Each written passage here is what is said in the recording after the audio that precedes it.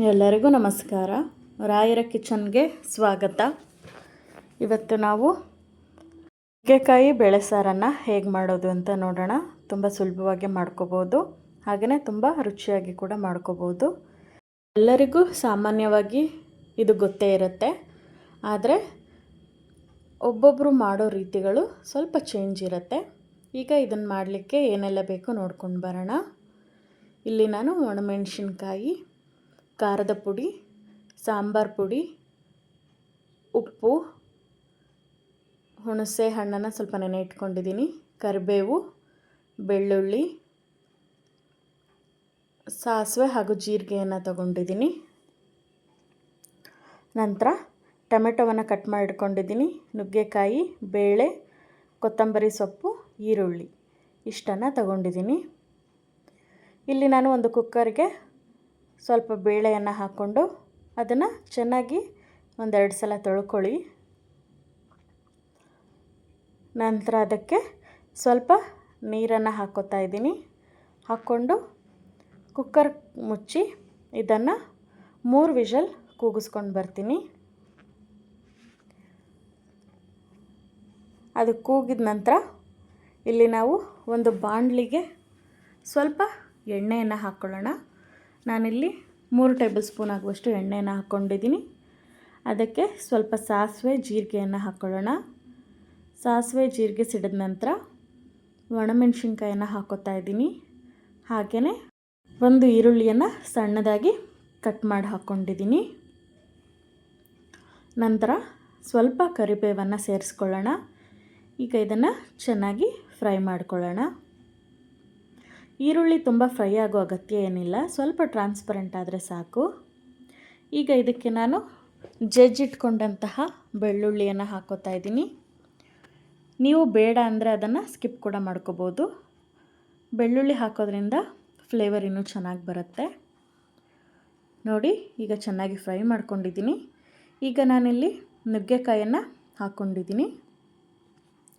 ಕುಕ್ಕರಲ್ಲೇ ನುಗ್ಗೆಕಾಯಿ ಹಾಕೋದ್ರಿಂದ ಭಾಳನೇ ಮೆತ್ತಗಾಗ್ಬಿಡುತ್ತೆ, ಅಷ್ಟು ಚೆನ್ನಾಗಾಗೋದಿಲ್ಲ. ಹಾಗಾಗಿ ಸ್ವಲ್ಪ ಒಗ್ಗರಣೆಯಲ್ಲೇ ನಾನು ಹಾಕ್ಕೊಂಡಿದ್ದೀನಿ. ನೋಡಿ, ಇದನ್ನು ಕೂಡ ಚೆನ್ನಾಗಿ ಸ್ವಲ್ಪ ಫ್ರೈ ಮಾಡ್ಕೊಳ್ಳಿ. ಈಗ ನಾವಿದಕ್ಕೆ ಟೊಮೆಟೊವನ್ನು ಸೇರಿಸ್ಕೊಳ್ಳೋಣ. ನಾನಿಲ್ಲಿ ಒಂದು ದೊಡ್ಡ ಟೊಮೆಟೊವನ್ನು ಸಣ್ಣದಾಗಿ ಕಟ್ ಮಾಡಿ ಹಾಕ್ಕೊಂಡಿದ್ದೀನಿ. ಇದನ್ನು ಚೆನ್ನಾಗಿ ಫ್ರೈ ಮಾಡ್ಕೊಳ್ಳಿ. ಟೊಮೆಟೊ ಸ್ವಲ್ಪ ಮೆತ್ತಗಾಗಬೇಕು.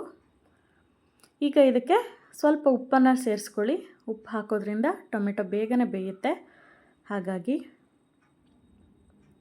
ಈಗ ಚೆನ್ನಾಗಿ ಇನ್ನೊಂದು ಸಲ ಮಿಕ್ಸ್ ಮಾಡಿಕೊಂಡು ಇದನ್ನು ಸ್ವಲ್ಪ ಬೇಯಲಿಕ್ಕೆ ಬಿಡಿ.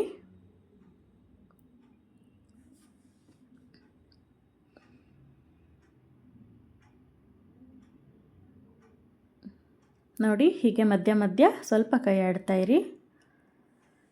ನೋಡಿ, ಟೊಮೆಟೊ ಮೆತ್ತಗಾಗಿದೆ. ಇಷ್ಟ ಆದರೆ ಸಾಕು. ಈ ಟೈಮಲ್ಲಿ ನಾವು ಬೇಯಿಸಿಟ್ಕೊಂಡಂತಹ ಬೇಳೆಯನ್ನು ಹಾಕ್ಕೊಳ್ಳೋಣ. ನೋಡಿ, ಬೇಳೆ ಕೂಡ ತುಂಬಾ ಚೆನ್ನಾಗಿ ಬೆಂದಿದೆ. ಈಗ ನಿಮಗೆ ನೀರು ಎಷ್ಟು ಬೇಕಾಗುತ್ತೆ ನೋಡಿಕೊಂಡು ಸೇರಿಸ್ಕೊಳ್ಳಿ. ನೋಡಿ, ನೀರು ಹಾಕ್ಕೊಂಡು ಒಮ್ಮೆ ಮತ್ತೆ ಮಿಕ್ಸ್ ಮಾಡ್ಕೊತಾ ಇದ್ದೀನಿ. ಈಗ ನಾವಿದಕ್ಕೆ 1.5 ಚಮಚದಷ್ಟು ಖಾರದ ಪುಡಿ, 1.5 ಟೇಬಲ್ ಸ್ಪೂನ್ ಆಗುವಷ್ಟು ಸಾಂಬಾರು ಪುಡಿ ಹಾಕ್ಕೊಂಡು ಚೆನ್ನಾಗಿ ಮಿಕ್ಸ್ ಮಾಡ್ಕೊತಾ ಇದ್ದೀನಿ. ನೋಡಿ, ನಿಮಗೆ ಖಾರ ಜಾಸ್ತಿ ಬೇಕಾದರೆ ಇನ್ನೊಂದು ಸ್ವಲ್ಪ ನೀವು ಖಾರದ ಪುಡಿಯನ್ನು ಸೇರಿಸ್ಕೋಬೋದು. ಈಗ ಒಂದು ತಟ್ಟೆಯನ್ನು ಮುಚ್ಚಿ ಇದನ್ನು ಕುದಿಲಿಕ್ಕೆ ಬಿಡೋಣ.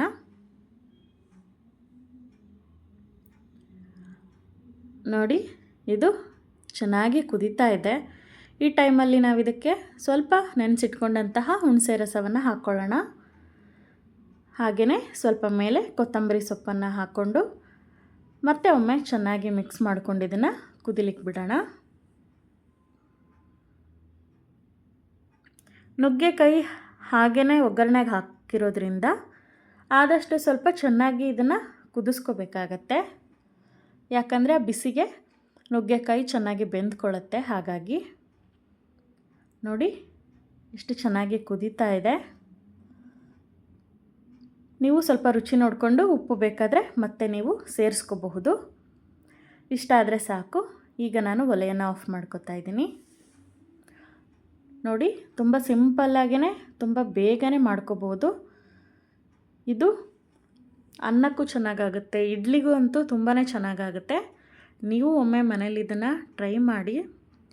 ಸಾಮಾನ್ಯವಾಗಿ ಎಲ್ಲರೂ ನುಗ್ಗೆಕಾಯಿ ಸಾಂಬಾರನ್ನು ಮಾಡ್ತೀವಿ, ಆದರೆ ಒಬ್ಬೊಬ್ಬರು ಒಂದೊಂದು ವಿಧಾನದಲ್ಲಿ ಮಾಡ್ತಾರೆ. ನೀವು ಒಮ್ಮೆ ಈ ವಿಧಾನದಲ್ಲಿ ಮಾಡಿ ನೋಡಿ, ಹೇಗಾಗಿದೆ ಅಂತ ಕಮೆಂಟ್ ಸೆಕ್ಷನಲ್ಲಿ ತಿಳಿಸಿ. ತುಂಬ ಜನ ವಿಡಿಯೋವನ್ನು ನೋಡ್ತಾ ಇದ್ದೀರಾ, ಆದರೆ ಸಬ್ಸ್ಕ್ರೈಬ್ ಮಾಡ್ಕೊಳ್ಳೋದನ್ನು ಮರಿತಾ ಇದ್ದೀರಾ.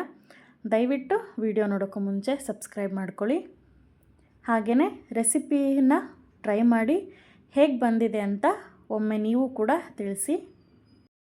ಇನ್ನಷ್ಟು ರೆಸಿಪಿಗಳ ಜೊತೆ ಮತ್ತೆ ಬರ್ತೀನಿ. Thank you.